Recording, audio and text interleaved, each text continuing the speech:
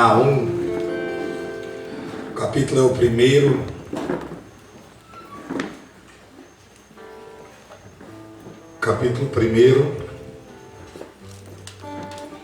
versículo 2.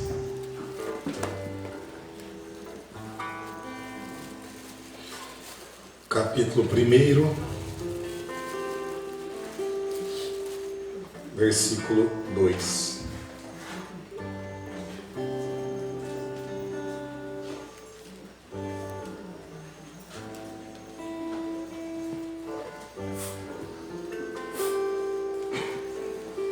Amém?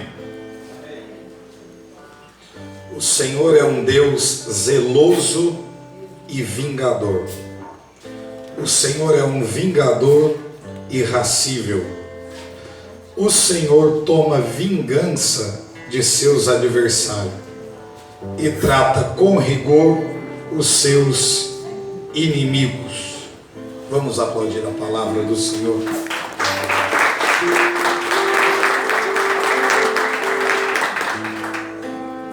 Só vingança. A gente olha para a vida deste homem de Deus e a gente percebe uma característica bem específica em Naum, na sua missão, no seu chamado, mas que na prática não vai funcionar muito. E eu explico. Não se sabe muito sobre Naum. Você pode pesquisar, estudar. Você vai encontrar de maneira precisa praticamente coisa nenhuma. Existem especulações. Mas a gente não cria uma estrutura de pregação em cima de especulação, mas de fatos. E existem alguns fatos na história desse moço que nos leva à reflexão. Primeiro, sobre o chamado. Seu nome significa consolação, mas ele é o profeta que anuncia a vingança, a ira de Deus que se manifesta sobre o povo. Então, ele não traz uma mensagem de consolo. A sua mensagem não é de conforto. A sua mensagem, na verdade, é uma continuidade à profecia de Jonas. Na verdade, tudo que Naum foi chamado a anunciar em caráter profético é justamente aquilo que Jonas quis e Deus o permitiu. O que Jonas queria? O desejo de Jonas é que Nínive fosse destruído. Nínive era a capital do império assírio, não sírio, assírio. Nínive era a capital do império assírio, e os assírios não tratavam muito bem as pessoas que eles capturavam. Sempre que havia uma batalha, uma luta, uma guerra, eles pegavam seus adversários e o tratamento nunca era agradável. Por exemplo, se no meio da batalha eles pegassem o número de homens e aqueles homens agora em seu poder fossem ser escravizados e eles fossem fazer algum tipo de trabalho que não precisasse, por exemplo, usar os olhos, eles furavam os olhos. Se não precisasse usar a língua, eles cortavam as línguas dos homens. Se fosse fazer um tipo de trabalho que não usassem os braços, eles cortavam os braços. Então, a forma de tratamento a esses homens que eram capturados nos combates e agora estavam como escravos do império assírio, principalmente em Nínive, não era um tratamento muito digno. E esse tratamento que esses homens dão a essas pessoas capturadas faz com que a ira de Deus se manifeste. Charles, o que é isso? É Deus reprovar a conduta, Deus reprovar o ato, Deus reprovar aquilo que está vendo. Por quê? É injustiça. Então essa atitude acende, como diz a Bíblia, a ira de Deus. Então nós temos a imagem de um Deus irado com uma situação, e o termo bíblico é esse. Não adianta tentar usar de um outro tipo de teologia mais contemporânea para dizer que na verdade não é ira. Não, é ira. Isso acende a ira de Deus mediante a situação que está acontecendo, mas também ira os homens de Deus, que são os representantes de Deus aqui nessa terra, os profetas. Então Jonas, quando olha uma situação dessa, Jonas está inquieto, e o desejo de Jonas é que esse povo seja destruído, aniquilado. Mas o Deus que se ira, Ele também é um Deus rico em misericórdia. Então Deus, antes de manifestar uma ação, Ele quer dar a esse povo uma oportunidade de quê? De conversão, de mudança, de arrependimento. Então, quem é responsável em levar essa mensagem é o profeta que quer a destruição do povo. Então, contra a sua vontade, Jonas precisa profetizar a essa gente. Vocês ouviram isso aqui? Então é o homem que quer que esse povo inteiro morra, seja destruído. A indignação de Jonas, sabe qual é? Que o povo de Nínive conseguiu escapar da ira divina. Essa é a inquietação. Ele prega, o povo se arrepende, chora, se cobre de cinzas. Deus não manifesta a sua ira sobre o povo, e o povo fugiu dessa ira divina. E o fato desse povo não ser dizimado pela ira de Deus fez com que o profeta ficasse irado, porque na cabeça dele não era para escapar ninguém. Então qual que era a mensagem do coração de Jonas?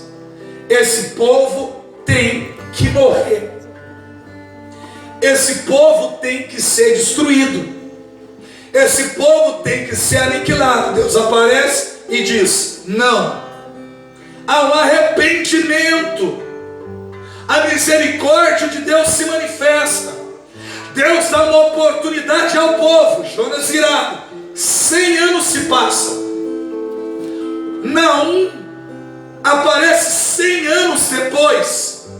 A profecia de Naum é 100 anos depois da profecia de Jonas. Por isso que é uma continuidade. Por quê? Esse mesmo povo ninivita, capital da Síria, esse mesmo povo que chorou, se arrependeu, se cobriu de cinza, que ouviu a voz do profeta, que teve uma segunda oportunidade, eles tornaram a cometer os mesmos erros.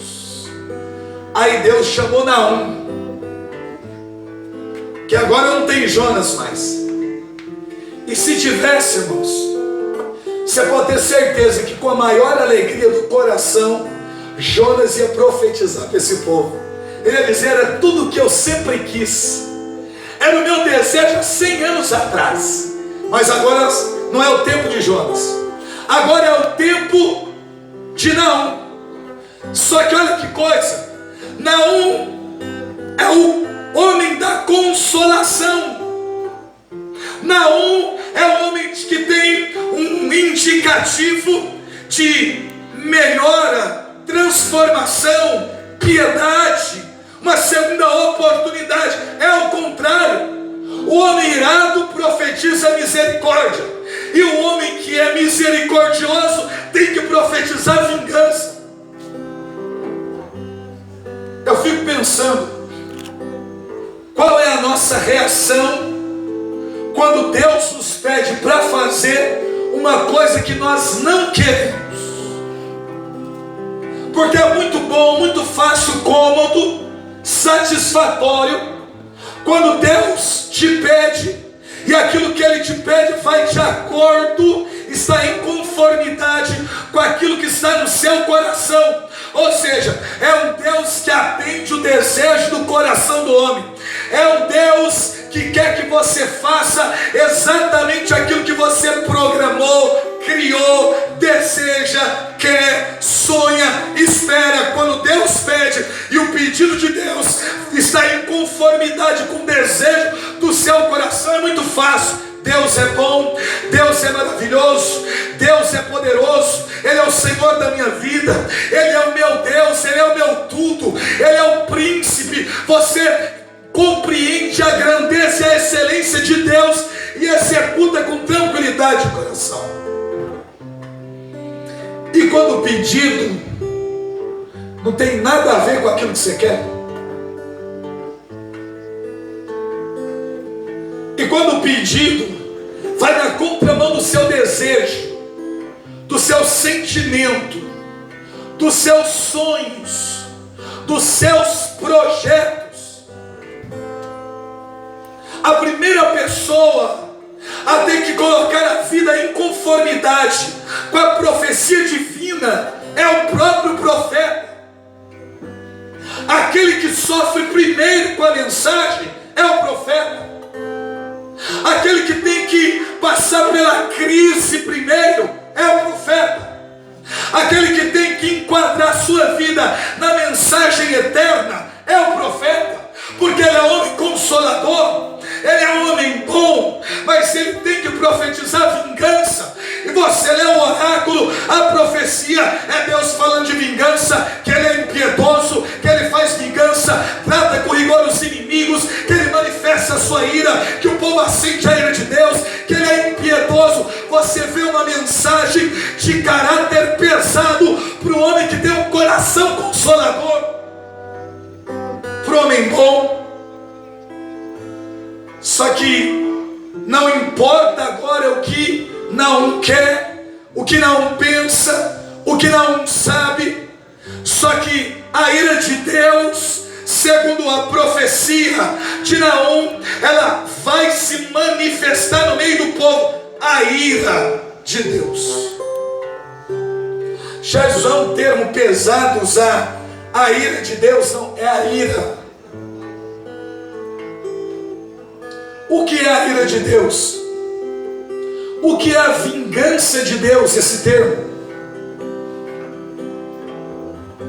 Vou te responder. A ira de Deus e a vingança de Deus é a justa retribuição ao mal. A ira de Deus é a justa retribuição ao mal. Ou seja, o que faz com que a ira de Deus se manifeste, ou a ira de Deus, ela não pesa simplesmente sobre a pessoa, mas é por conta da prática que aquela pessoa tem, ela vive. Então a ira de Deus é a justa retribuição ao comportamento, à atitude, à idolatria, ao mal, ao pecado, à promiscuidade, aquilo que nós fazemos. Mas se somos nós que cometemos todas essas coisas, nós sofreremos a ira de Deus, porque não vai ter como separar. A mão de Deus vai pesar sobre o pecado que você cometeu, mas não sobre você, e você não está arrependido. Então Deus separa. A mão pesa sobre o seu pecado, mas não pesa sobre você não. A mão de Deus pesa sobre você, porque você não se arrepende dos seus pecados. A esse tipo de mensagem, de ideia profética, saia do seio da igreja. E aí você não leva os filhos da igreja a desenvolver no coração um santo temor. E aí a gente vem para a casa de Deus e se envolve nas coisas espirituais, acreditando que podemos fazer as coisas do jeito que nós queremos, e não é assim. Não é. É só você ver o tratamento de Deus com o sumo sacerdote no tabernáculo. Uma vez ao ano ele entra, mas entra amarrado pelos pés. E o povo, no dia da expiação do Yom Kippur, tudo fora. A corda na mão do povo, a corda na mão do povo. E a corda amarrada nos pés do sumo sacerdote que está no Santo dos Santos, que teve que passar por um véu arrastado, porque era 30 e 40 centímetros, depois de incensar o lugar santo e sumir, deitar, entrar arrastado para diante da arca da aliança, para apresentar o sangue do sacrifício. Mas e se Deus não aceita? Se Deus não aceita, ele morre. Simples assim. Ele é representante espiritual do povo. Então o pecado do povo vai cair sobre os ombros do sumo sacerdote. Então, se colocar diante de Deus significa assumir sobre os ombros a responsabilidade do pecado de um povo que está lá fora desejando ser perdoado. Mas se quem está lá fora não se arrependeu de todo o coração, a condenação para o sumo sacerdote, a sentença é exata: vai morrer. Não tem conversa. Ele vai, mas o sumo sacerdote pecou? Não. Quem pecou foi o povo. Mas ele é o representante legal do povo. Então ele arrisca a sua vida para que o povo seja perdoado. Ele é a indicação do Cristo, que leva sobre si os pecados de um povo. Vai. Se Deus não aceita, ele morre diante da arca da aliança. E como há um silêncio, porque as campainhas romãs não pararam de funcionar, quem está lá fora puxa o cadáver. Ele sai arrastado até lá. E quem está lá fora sabe: nós vamos viver a partir da morte do sumo sacerdote dias de desgraça sobre o povo. Mas e se Deus aceita? Mas e se o arrependimento do povo lá fora é verdadeiro? O sumo sacerdote sai. Como ele sai? Ele entrou arrastando. Ele entrou humilhado. Ele apresentou o pecado do povo. E ele sai olhando para a arca, dando passos para trás. Alguns dizem que aproximadamente 7 passos. Então ele sai com os olhos na arca, dando passos até sentir o véu, deita, arrasta, olhando e levanta. Ele não pode virar as costas e sair. Porque se alguém entra no Santo dos Santos, consulta Deus e vira as costas para ele, morre. Se alguém entra na presença de Deus, pede o perdão de Deus e comete o mesmo pecado, morre. Mas sabe qual é a ideia nossa? Deus é bom, é. Misericordioso, é. É o Deus da terceira, quarta e quinta oportunidade, claro que é. Mas Ele é um Deus justo. Parece estranho a gente dizer isso. A ira de Deus se acende. A nossa conduta faz com que a ira de Deus se levante contra um povo, contra uma nação, contra uma pessoa na prática do mal. E é esse tipo de mensagem que Naum tem que profetizar. Agora, quem é que quer ouvir isso, gente? Foi o que eu disse na outra pregação: se esses homens vivessem os nossos dias, eles não pregariam nos nossos encontros. eles não pregariam, eles não seriam aceitos, eles não estariam nas redes sociais, eles não estariam com pregações na internet, ninguém convidaria eles para pregar em canto nenhum, porque seriam loucos, problemáticos. Como assim? Apresentar uma face de um Deus irado? Eu prefiro a face de um Deus bondoso. Mas se existe a face de um Deus irado, que se ira com o nosso pecado, com a nossa falta, com a nossa culpa e a pouca disposição que temos, e nos arrependermos dos nossos pecados, aí nós estamos brincando com Deus. Eu estou aqui esses dias, aí eu sei por alto, não sei por pesquisa, sei por 2 ou 3 dizendo, mostrando a mim alguma coisa. Você viu o que aconteceu lá no carnaval, que a Gaviões da Fiel fez, que colocou lá na avenida no desfile, o demônio vencendo Jesus Cristo no desfile? Oh, gente, você pode ter certeza do que eu estou te dizendo. Isso acende a ira de Deus. Amém. Isso acende. Se não houver da parte de quem idealizou essa loucura um profundo arrependimento, nós vamos receber notícias terríveis daqui para frente. Ah, mas Deus é bom. Claro que Deus é bom, mas ninguém brinca com Deus, com o Filho de Deus, com a história da salvação, com a nossa catolicidade e passa batido. Não! Isso faz acender a ira de Deus. Você pode ter certeza que isso não vai ficar sem resposta. Charles, mas aí você está me dizendo que Deus vai fazer vingança? Eu não. Quem disse foi a Bíblia.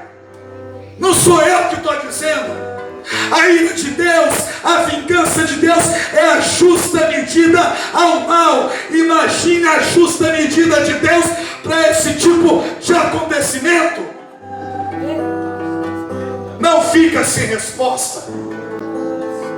Não se brinca com Deus. Não se brinca com as coisas de Deus. Não se brinca com a fé do povo. Não se expõe ou não expõe uma religião ao ridículo. Isso não fica sem resposta. A gente nem precisa brigar, ninguém precisa mandar carta para ninguém, nem governo precisa se pronunciar. Ou há um arrependimento, ou a mão de Deus vai pesar. Vai pesar. Seria muito melhor se nós fizéssemos alguma coisa, porque nós jamais daríamos a retribuição justa, mas Deus dá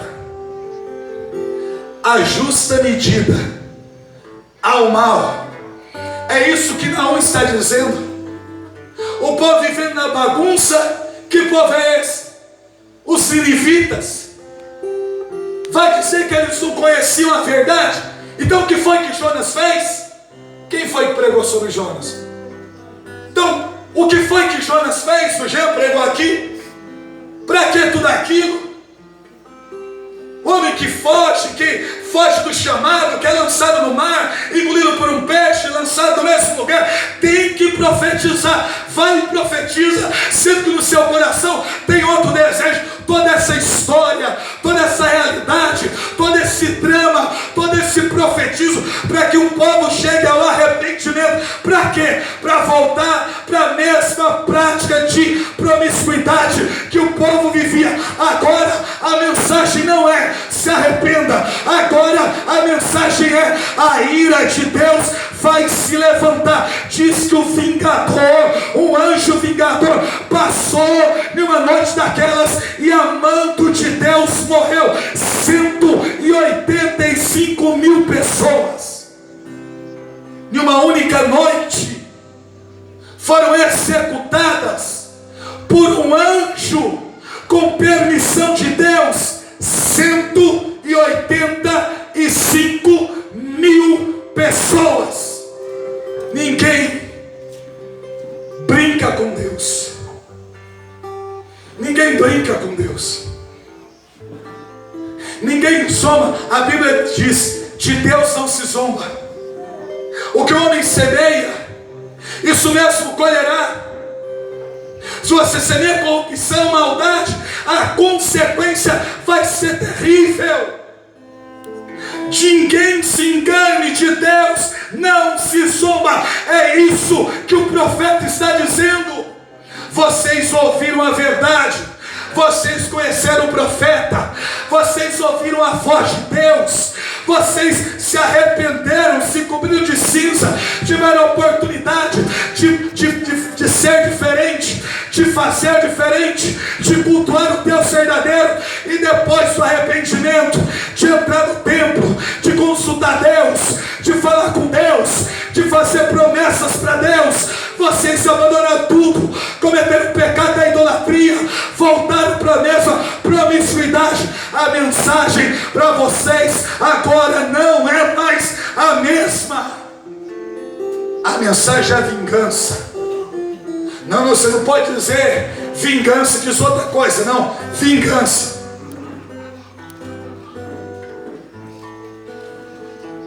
É a ira de Deus que se manifesta. Só que a ira de Deus não é como a nossa ira. A ira de Deus não é como o homem irado, que por conta de uma circunstância, a pessoa perde o controle, fica desequilibrado, não retém os seus instintos, e num acesso momentâneo de desequilíbrio, de não reter os instintos, a pessoa acaba fazendo uma coisa pela raiva que não gostaria de ter feito. Não, a ira de Deus não é assim. A ira de Deus é um tipo de situação que não mexe com o sentimento do eterno, mas vai na linha de uma reta e justa retribuição. Se você pratica o bem você corre. Se você pratica o mal, certamente o mal você vai colher. É justo. Ele é rico em misericórdia. Ele é rico em bondade. Mas quando passamos por cima, ou brincamos com a misericórdia de Deus, com a bondade de Deus, com o desejo de Deus por nós, quando brincamos com todas essas coisas, irmão, os antigos, quando eu digo os mais antigos, as pessoas um pouco mais velhas, por exemplo, os meus pais, os meus avós, tem pessoas aqui que compreendem esse tempo. Não se fazia nenhum tipo de brincadeira com coisa sagrada, nem com um terço, nem com uma imagem. Tudo que remete à espiritualidade, religiosidade, sacralidade, coisas relacionadas a Deus, os mais antigos, viam toda essa condição como sagrado. E às vezes, quando uma criança fazia pela ingenuidade uma brincadeira, os mais velhos logo corrigiam e diziam: não pode fazer isso. Por quê? Porque isso é santo, porque isso é puro, porque isso é digno. Esse senso está desaparecendo do nosso meio. Está desaparecendo. Sumindo do seio da igreja. A santidade saindo do meio dos filhos da igreja. A igreja sempre foi, sempre vai ser santa, mas a nossa conduta não é compatível com a essência da igreja. E tem um problema, que não há arrependimento sincero no nosso coração. Olha, Naum aparece com a profecia 100 anos depois. Sabe uma coisa que vai dentro da justiça? É uma misericórdia trilhando os caminhos da justiça. é o tempo que Deus dá. Não é assim, olha, vai lá e profetiza a desgraça, você vai acabar de fechar a boca. Não, eu mato o povo. Não. 100 anos atrás Jonas profetiza, 100 anos depois Naum profetiza, e depois da profecia de Naum, o cumprimento da profecia de Naum vem mais 100 anos depois. De Jonas ao cumprimento da profecia de Naum são 200 anos. É 200 anos para se converter, é 200 anos esperando o povo acreditar na mensagem, é 200 anos, dia após dia, dando ao povo a oportunidade de entender a seriedade daquilo que Deus disse, e aquela pessoa quebrantar o seu coração, pedir perdão a Deus, para que a ira de Deus possa ser contida. Possa ser contida.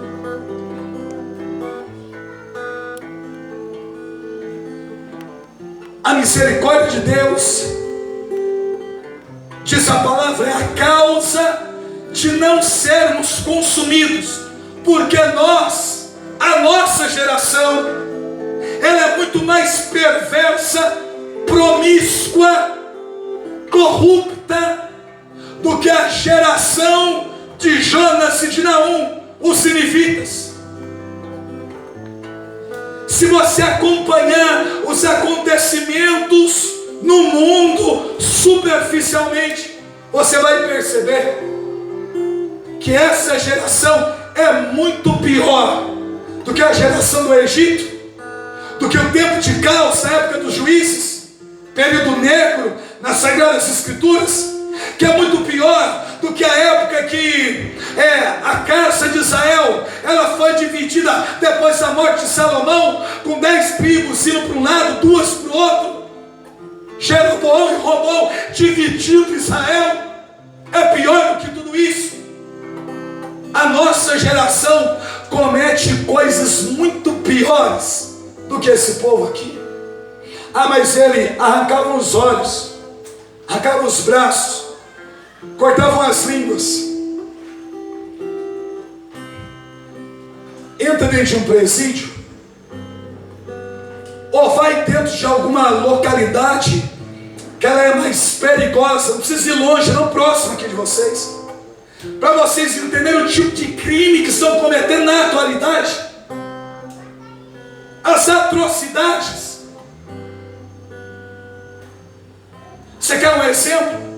No nosso país, o lugar onde mais se mata criança por conta de sacrifício aos demônios é em Santa Catarina. De 7 a 12 anos, encontra-se no litoral catarinense muitas crianças mortas, só que abafam. Para quê? Porque são puras, são virgens, rasgam, violentam elas sexualmente, cortam elas no meio, bebem o sangue e oferecem para os demônios. É pior do que no tempo dos assírios. Mas por que a mão de Deus não pesou sobre nós? Por que a mão de Deus já não aniquilou tudo, destruiu tudo, acabou com tudo? Se no tempo dos ninivitas o vingador passou e uma única noite 185 mil foram dizimados naquela noite, por que na atualidade não acontece a mesma coisa?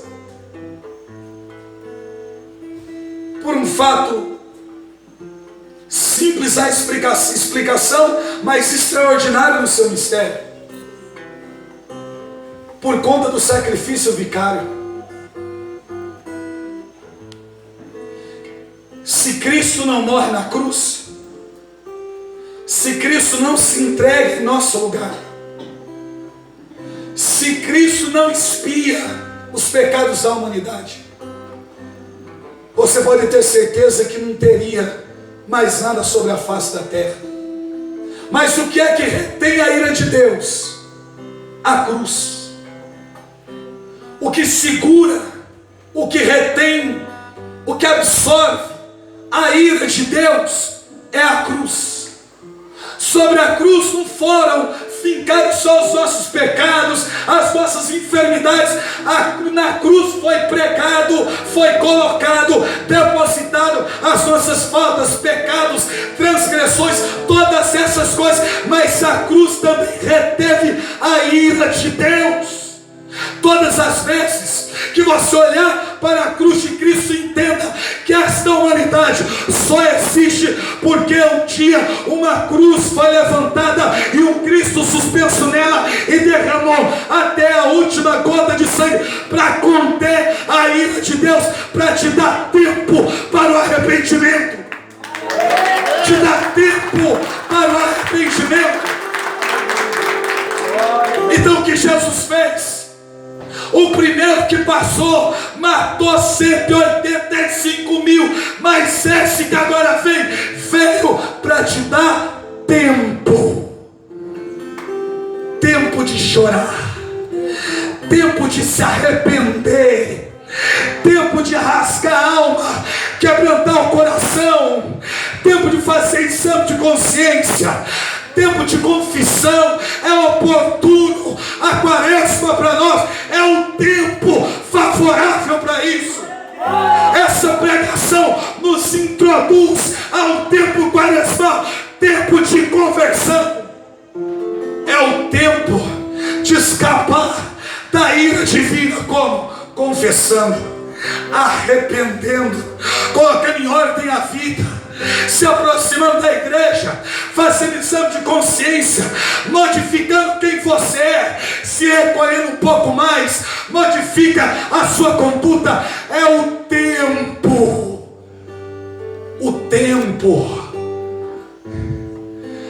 para você se arrepender. Já disse o que acontece depois do tempo, não sei. Eu sei que o tempo é propício.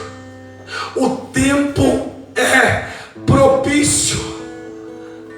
As duas mãos de Cristo foram arrancadas daquela cruz para que o seu corpo fosse conduzido ao sepulcro. Mas as duas mãos da ira divina foram fixadas no madeiro para reter a sua ira, para te dar tempo de mudança, tempo de lágrima, tempo de quebrantamento de alma, de espírito. Eu me lembro, um dia eu estava fechado dentro de um quarto pequeno, passando por um período difícil da vida, e as coisas que eu tentava fazer para sair da situação, nada funcionava. E em uma dessas noites de tristeza, sofrimento, solidão, estado meio que depressivo, angustiador, eu chorando disse: Deus, me dá uma nova oportunidade. E Deus me fez uma pergunta que foi primordial para que eu mudasse conduta. Deus me disse: Charles, você está chorando porque você realmente se arrependeu dos seus pecados, ou você está chorando porque você teve a sua imagem arranhada? Qual é o motivo do seu choro? Você está chorando porque realmente está arrependido, ou você está chorando porque a sua imagem foi tocada, foi arranhada, foi destruída? Qual é o motivo do seu choro? Eu tive que aprender, pedir auxílio a Deus para me arrepender dos meus pecados. Por quê? Porque senão eu estaria até agora no mesmo estado de desolação que eu estava. Só que Deus te dá tempo, oportunidade para você, com coração sincero, rasgar a sua alma diante de Deus. Eu quero ser o Naum nos dias de hoje, gritando para você: ou você se arrepende, ou seu fim será trágico. Ah não, eu queria queria sair hoje com uma mensagem de encorajamento. Não, a coragem que eu tenho para você é essa: ou você muda ou você morre. Simples assim. Ah, mas como assim? Está dizendo de uma morte física? Estou falando de morte em todos os aspectos. Ah não, mas esse tipo de coisa não pode profetizar. Quem disse? Quem foi que disse que não pode? É porque o perfil de evangelização nos nossos dias é motivacional, é técnica empresarial por detrás dos nossos púlpitos, é mensagem de encorajamento, de positivismo, de empoderamento. Aí porque hoje é bonito, porque hoje se tornou comum, plausível, é empoderamento, é encorajamento. Você pode, você consegue, você nasceu para vencer, você é um campeão, você vai alcançar, você vai conquistar. É motivacional. Nós não conseguimos absolutamente nada, porque esse tipo de mensagem oculta o nosso pecado e nos faz viver na promiscuidade. A mensagem do Evangelho é: aquilo que você planta é aquilo que você colhe. Se você plantar vento, vai colher tempestade. Ah não, mas eu queria ser empoderado. Não vai. Não vai não. Não tem empoderamento não. Ah, mas eu queria até fazer inscrição para aquele encontro das empoderadas. Faz. Pode ir. Depois você vai ver o que vai dar. A gente está queimando o encontro dos outros. Não estou não. Isso não presta. Isso não presta. E é bom que grava mesmo. Isso não presta. Isso não tem nada a ver com a ideia evangélica. A mensagem. Então assim, ó, vamos eliminar o inferno, já. Deixa só céu e purgatório, que é purgatório, por mais que tenha, é um tempo de purificação, que tem algum tipo de sofrimento, mas quem foi ao purgatório é certeza de céu. Então deixa só céu e purgatório, tira o inferno. Ah não, vamos fazer assim, vamos pegar uma imagem só do Cristo ressuscitado, porque é menos agressivo. A tudo que nós fazemos fica mais bonito, mais agradável, mais ilustrativo. Tira a cruz. Então tira a cruz, tira o sofrimento, tira a dor, tira tudo. Tira a permissão de Deus, principalmente relacionada a coisas que nós não queremos. Tira tudo, deixa o quê? Deixa a bênção, a prosperidade. Eu acho interessante, porque às vezes a gente reza assim: quando você perde um monte de coisa, restitui. Deus restitui, devolve. Porque é como a história de Jó. O demônio veio, tirou, mas o Senhor devolveu tudo. Então eu entendo que essa ideia também cabe em mim. Então faz assim: devolve, restitui. A mensagem não é restitui. A mensagem é aceita. Porque de repente aquilo que Deus tirou é aquilo que Ele não queria que fizesse parte da sua vida. E aquilo que Ele tirou, que Ele não quer que faça parte da sua vida, é exatamente aquilo que você está pedindo para Ele que tirou devolver. Ele não vai devolver. Porque se Ele tirou, Ele não quer. Tem coisas que o diabo rouba, tem coisas que Deus devolve, mas tem coisas que você vai morrer pedindo e Deus nunca vai te dar de volta. Porque Ele sabe que se Ele devolver aquilo que Ele tirou e que você está pedindo, vai ser causa da tua condenação. Então Ele não devolve. Então a mensagem é aceita. Aceita que tirou. Aceita que perdeu. Aceita que o sofrimento chegou. Aquilo que Deus tiver que devolver, Ele vai. Aquilo que Deus tiver que fazer, vai. Mas aquilo que tiver que ficar longe, vai ficar. Só que esse tipo de mensagem não cabe mais no nosso meio. Não cabe. O que cabe é o positivismo. Quais são os livros que mais vendem? Motivacional, autoajuda. Livros que remetem à conquista financeira. É esse tipo de coisa. Mas é a mensagem dos dias de Naum. E a mensagem que ameaça o povo. E a mensagem que diz: um vingador vai se levantar contra vocês.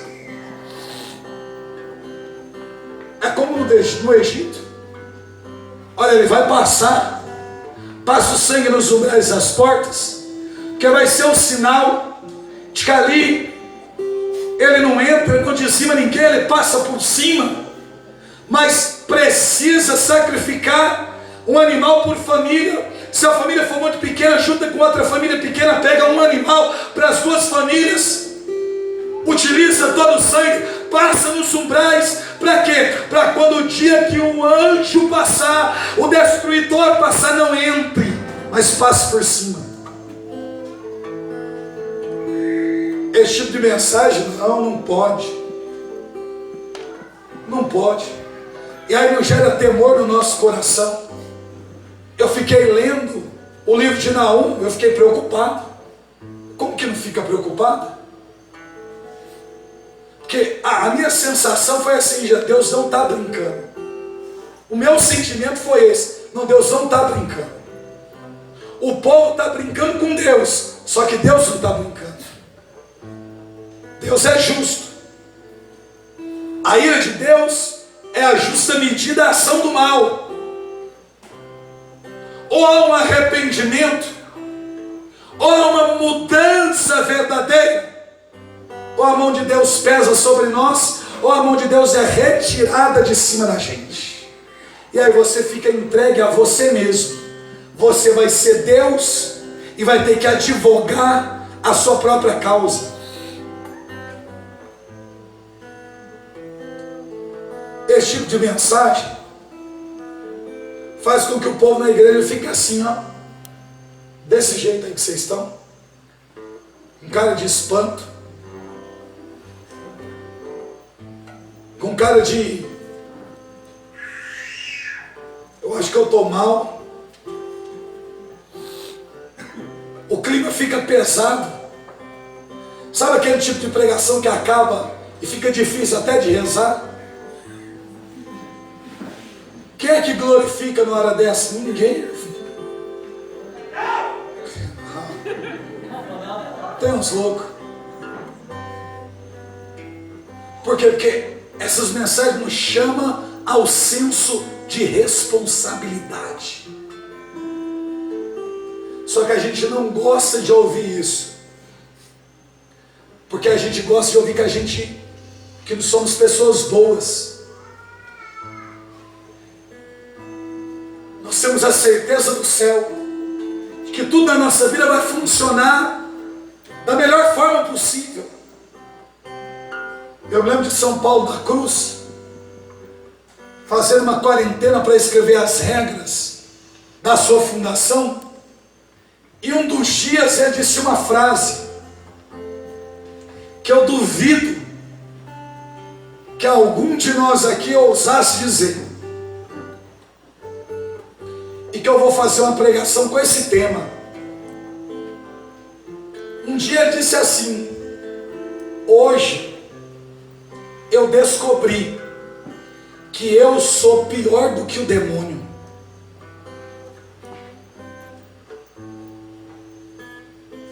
Eu vou montar a pregação com esse tema. Você pode ter certeza, eu vou pôr na banca ali, ó.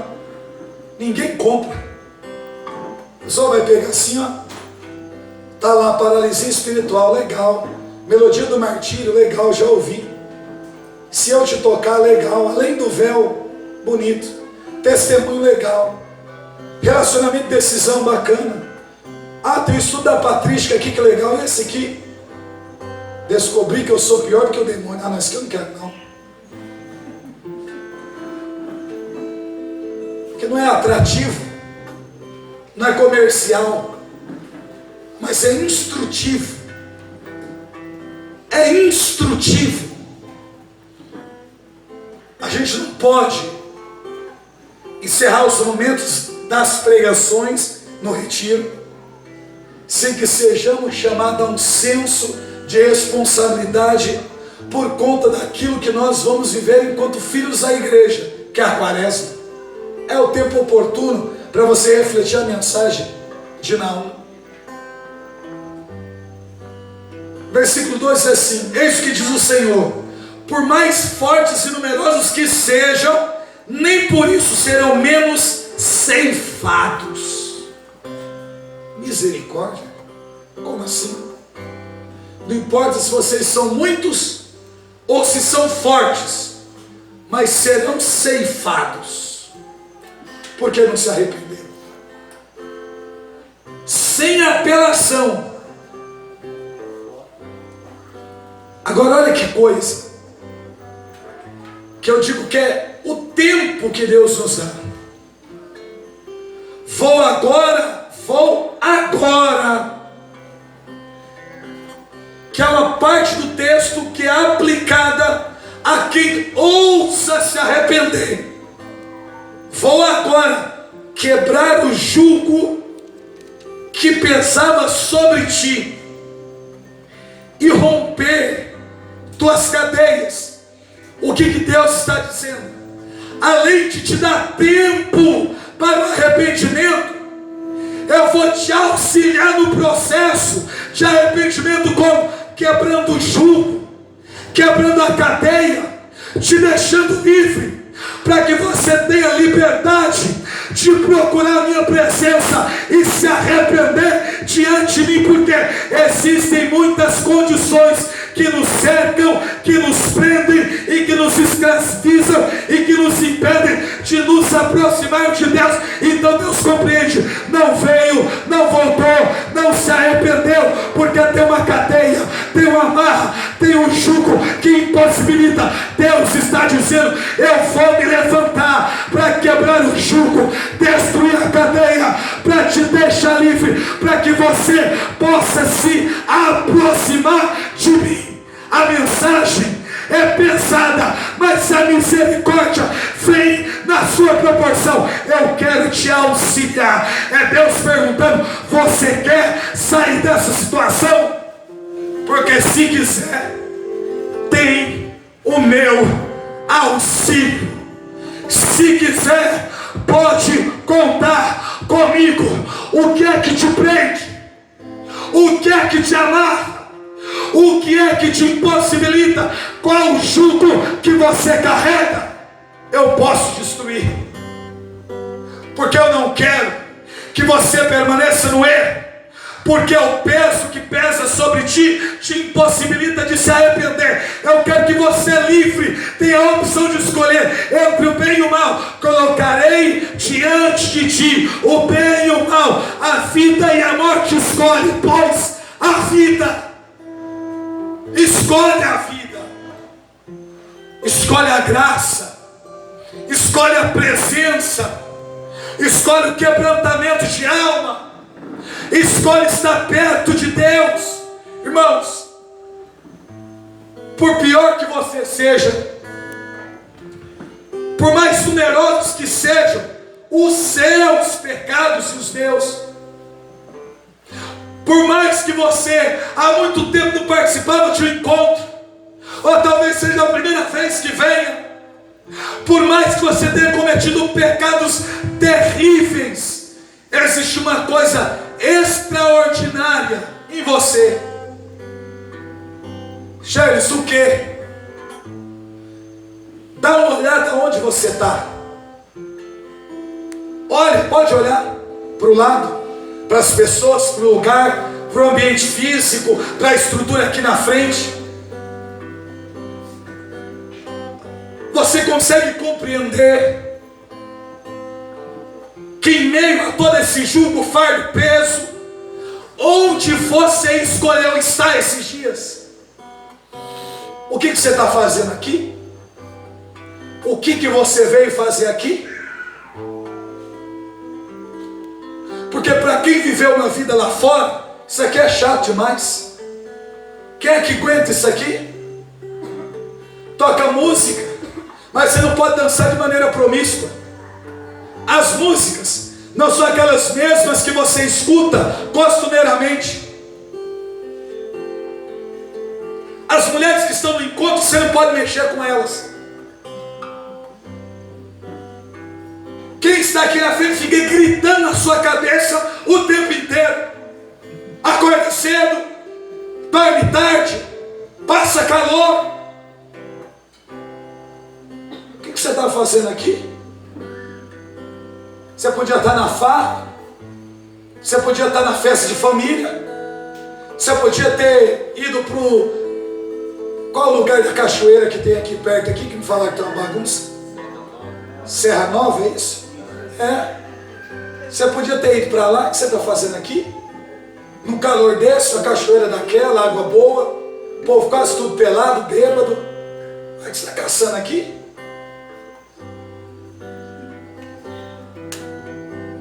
É que nós, na nossa fragilidade, a gente escolheu ficar com a melhor parte. Charles, qual parte? Aquela que não pode ser tirada de nós. Qual? A presença de um Deus que morreu no madeiro para poder conter a ira divina. É isso que nós estamos fazendo.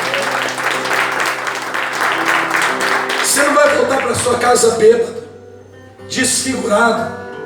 Você não vai voltar para sua casa porque você perdeu o dinheiro na gandaia, na noite, na farra. Você não vai voltar para sua casa e alguém vai perguntar: olha como você está, aonde é que você esteve, por onde você andou, o que foi que você fez? Não! Você vai voltar para sua casa sorrindo, saudável, ainda que faltando a sola do pé para meia dúzia aqui.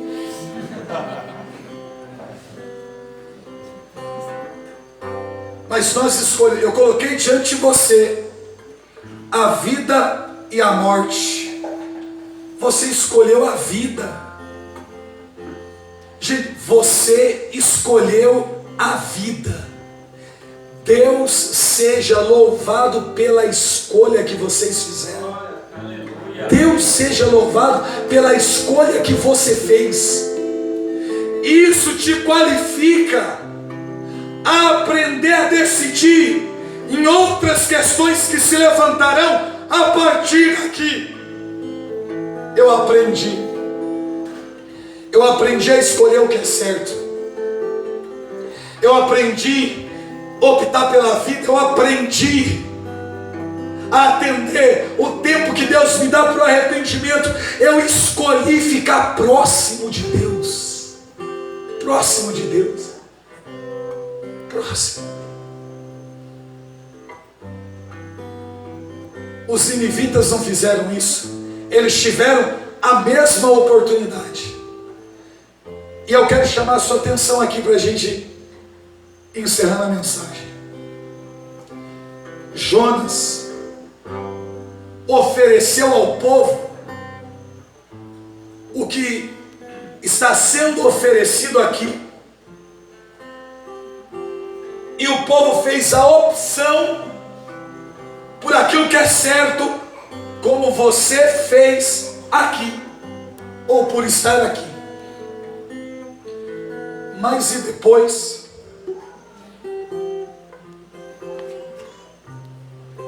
Para quem vai embora hoje, para quem vai amanhã, depois da missa, 5 horas da manhã, e depois, qual vai ser a sua escolha depois? Porque a partir dali eles iam viver tempo de júbilo, de graça, de conquista, de vitória, de favor de Deus, mas voltaram para o mesmo buraco que estavam. Será que é isso que você quer? Esse é o desejo do seu coração? Esse não é o desejo do meu coração. Eu acredito que não seja o desejo do seu coração. E acredito que inicialmente não era o desejo do coração dos ninivitas. Mas alguma coisa aconteceu. Eles arrefeceram. Eles abriram brechas, eles não tiveram compromisso e seriedade que se esperava. E de repente, Naum apareceu. Para os ninivitas, seria uma graça divina, se o rosto de último profeta que eles tivessem visto tivesse sido o rosto de Jonas. Mas não foi. Apareceu Naum.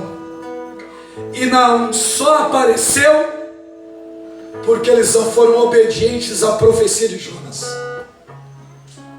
Que em nome de Jesus não precise Naum se levantar para profetizar para você, porque você entendeu a mensagem de Jonas e não vai sair de perto do teu Senhor nunca mais. Charles, isso significa que eu não vou errar mais? Não, você vai errar, você vai cair, você vai pecar, você vai falhar, mas só pode faltar em você a inclinação para o arrependimento. É como dizendo o salmista: o meu pecado está sempre diante de mim. O meu pecado é para mim. Eu sinto o pecado que eu cometi, como se os meus ossos retorcessem no meu interior. Então, se você sabe que dói, que fere, que te flagela, arrepende. Arrepende. Que enquanto você estiver se arrependendo, não há necessidade de Naum se levantar. Vamos fazer o seguinte: vamos acabar, destruir, executar o ministério de Naum. Charles, como? Se arrependendo. Porque se a gente se arrepende, se o povo se arrepende, Naum não precisa aparecer, porque ele apareceu para pregar para os ninivitas que voltaram atrás da profecia de Jonas. Mas se eles se arrependem e não voltam para o pecado, não há necessidade de Naum aparecer.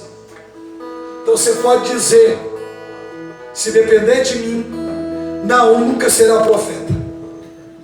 Se depender de mim, Naum nunca será profeta. Diz isso, pode dizer: se depender de mim, diga: Naum nunca será profeta. É isso. Todo mundo quer ver o ministério do profeta se levantar. A gente vai impedir que isso aconteça. Já que loucura é essa? É? Porque tem profeta que aparece para profetizar por causa do mal que a gente cometeu e não se arrependeu. Mas se arrepender, não tem por que levantar ninguém, porque o resultado já foi feito. Se depender de nós que estivemos aqui neste retiro de carnaval esses dias, se depender de nós, Naum é um profeta falido. Falido. Falido. Se dependesse de nós, você poderia até dizer em um ato de ousadia: o nome de Naum nunca estaria nas sagradas escrituras. Oh, se dependesse de mim, ele não estaria nem encontraria a história de Naum aqui. Mas por que tá? Porque o povo não se arrependeu. E agora alguém tem que profetizar a ira de Deus que se acende. Mas se há o arrependimento, não há necessidade de levantar profeta para falar da ira divina, porque a única coisa que nós vamos conhecer é o braço da misericórdia de Deus. É isso. Se depender de nós, Naum nunca mais será profeta. Você vai ler o texto de Naum daqui para frente com o coração arrependido e vai dizer: isso aqui não serve para mim. Isso aqui não serve para mim. Você vai começar a ler a Bíblia, vai chegar em Naum na consciência do arrependimento e vai dizer: eu vou pular isso aqui, que eu já sei. Eu sou homem arrependido. E na vida de homem arrependido, Naum não exerce ministério. Na vida de mulher arrependida, Naum não diz absolutamente nada. Porque o ministério de Naum é para quem não se arrepende dos pecados. Mas quem se arrependeu não está nem aí para o ministério de Naum. Nem aí. Se ele já estava entre os profetas menores, se depender de mim, ele vai entrar na lista dos profetas desaparecidos. Porque eu entendi que eu preciso me arrepender dos meus pecados, para que a graça de Deus me alcance, para que eu viva e me coloque na presença de Deus, e eu saia daqui completamente transformado. Completamente transformado. Lá no ano 2000, eu entrei dentro de uma casa, ano 2000, mês de fevereiro, em uma sexta-feira, 8h30 da noite, numa avenida chamada Barbacena, numa casa amarela de 4 cômodos, de portão preto. O dono da casa se chamava William. Eu entrei dentro daquela casa, e quando eu saí, Naum desistiu de profetizar contra a minha vida, porque a partir daquele dia a minha vida nunca mais foi a mesma coisa. Nunca mais. Fica quieto, Naum. Deixa que eu já me resolvi com meu Deus. Já chorei, já me arrependi, e a partir do princípio de um coração arrependido, eu vou lutar para não cair nos mesmos erros, falhas, faltas e pecados. E por mais que isso venha a acontecer, eu sei qual é o caminho do coração de Deus: o arrependimento. Fique de pé para a gente rezar.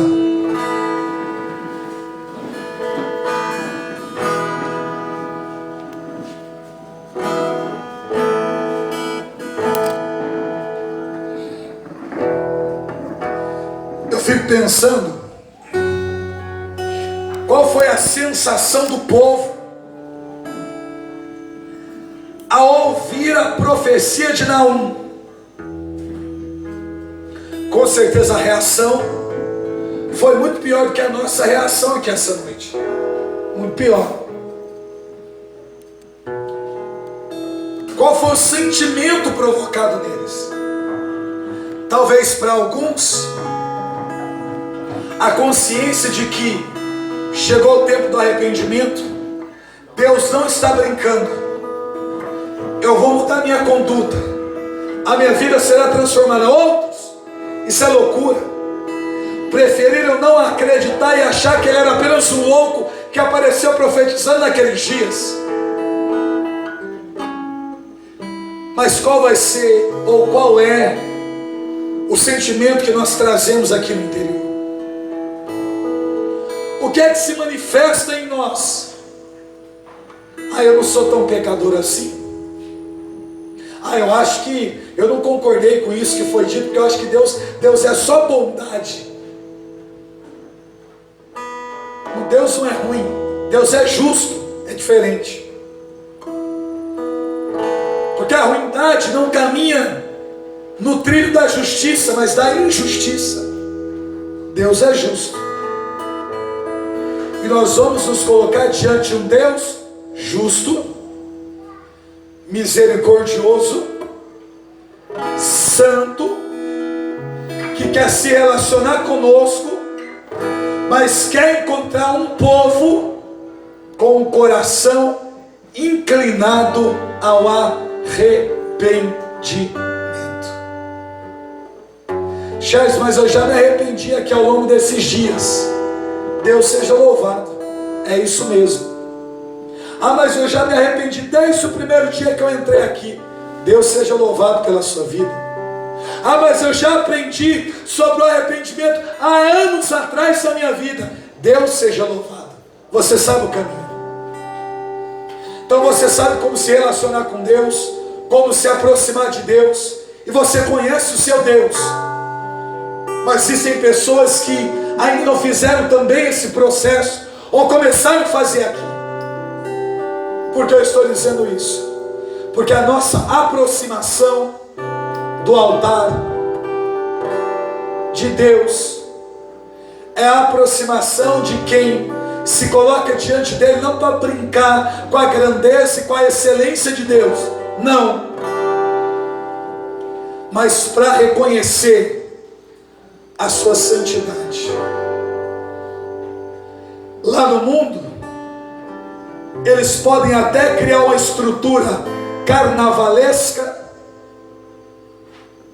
para poder competir com outras escolas de samba, para poder expor em uma avenida um demônio vencendo a Jesus Cristo.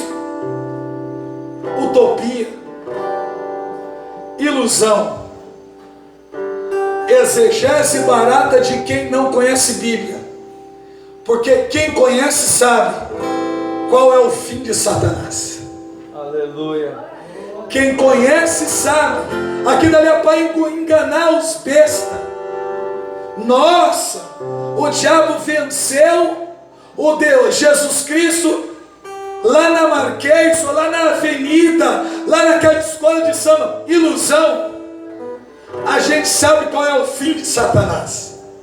Nós que lemos Bíblia, nós que estamos na igreja, nós que buscamos a Deus, sabemos qual é o fim de Satanás. E olha que coisa. Criar uma estrutura para montar uma ilusão na mente das pessoas. Coloca a mão assim, ó, na sola do seu pé, menos o Leonardo e o Israel, que não dá. Aqui, ó, põe bem pertinho do calcanhar assim, ó. Isso. Isso, põe a mão, você não vai cair não, moço. Põe a mão.